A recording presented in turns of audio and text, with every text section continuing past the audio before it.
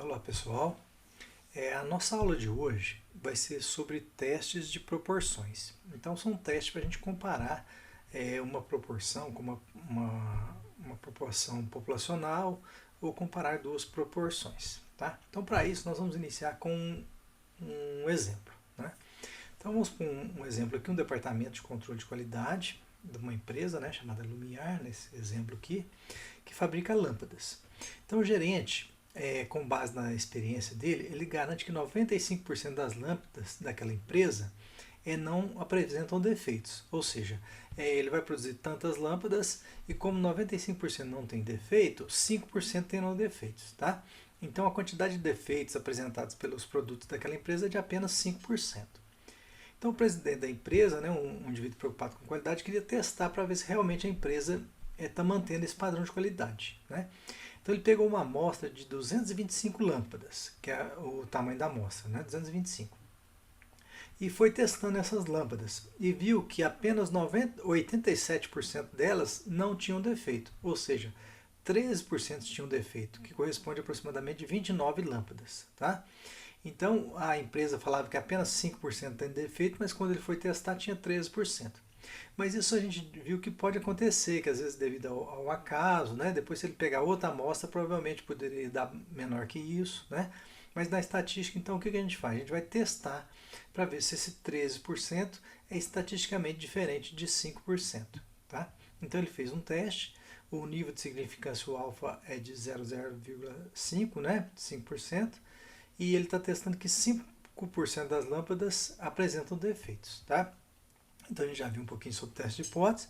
Então a hipótese H0, que a proporção de defeitos é 5%, esse 5% aqui não tem a ver, nada a ver com o alfa aqui. Tá? E 5% é porque ele fala que tem 95% de confiança, de qualidade, né? E a gente está testando que é 5% de defeito. Então a minha hipótese H0 que a proporção de defeito é 5%, e se eu rejeitar ela, se o meu p-valor for menor que 0,05, eu rejeito H0, e a gente vai aceitar a hipótese alternativa, né, que a proporção de defeitos é maior do que 5%. Tá?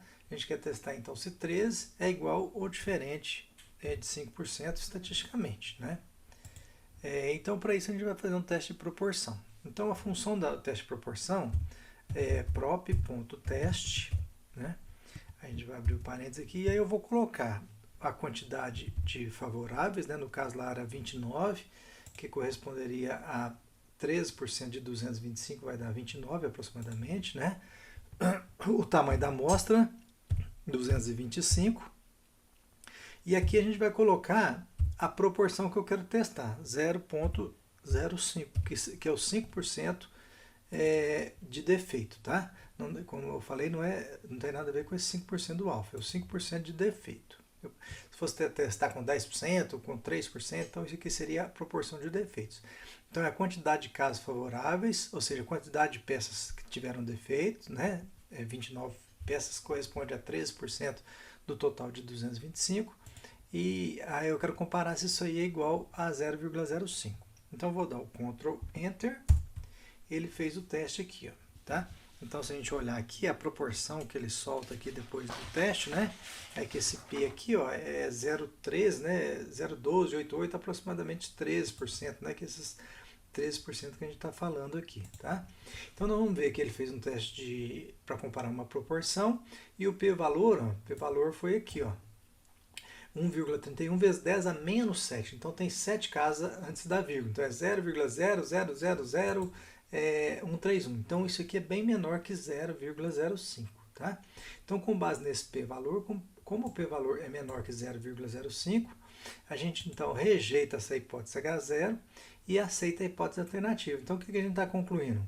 Que essa fábrica está com problema na qualidade das lâmpadas, né? Então realmente as lâmpadas têm mais defeito do que era esperado. Então a partir daí o presidente vai promover uma ação, né, para melhorar a qualidade das lâmpadas. Tá? Então a gente testou e viu que é diferente. Vamos ver um novo exemplo agora. Agora nós vamos comparar duas proporções. Então antes a gente estava comparando uma proporção da amostra com uma proporção populacional, né? Que era 13%, comparando com os 5%. E agora vamos comparar duas proporções amostrais, tá? Então, para isso aí, nós temos um exemplo aqui. Vamos supor que são dois executivos de vendas de uma empresa, né? O John e a Linda.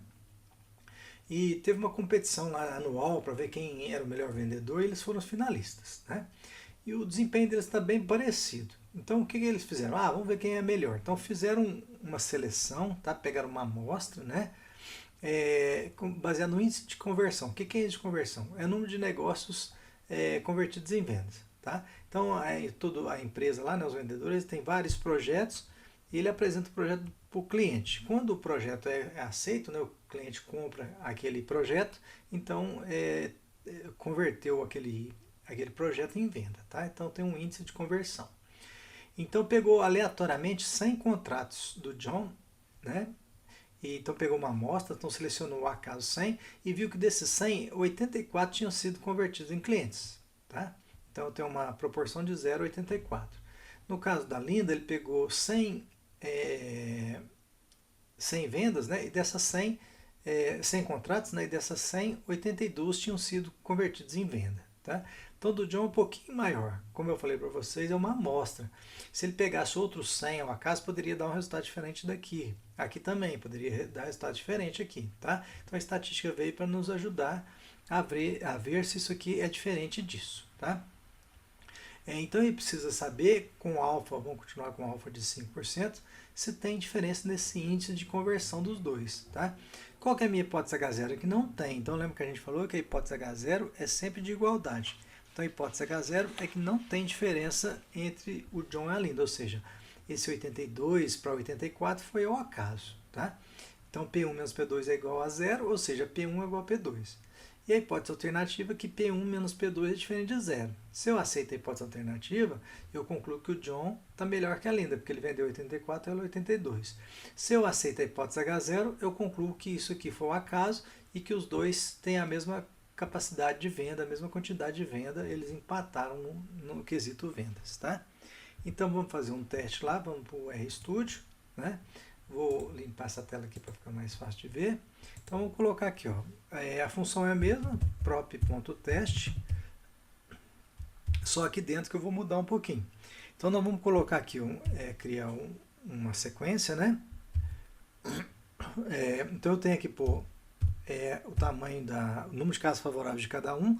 Então do John foi 84 e da Linda foi 82, né?